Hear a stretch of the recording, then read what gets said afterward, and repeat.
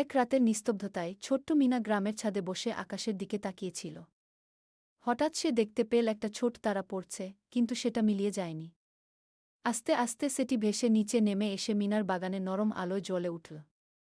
কৌতূহলী হয়ে মিনা আস্তে করে তারার কাছে গেল এবং ফিসফিসিয়ে বলল, তুমি কি হারিয়ে গেছ?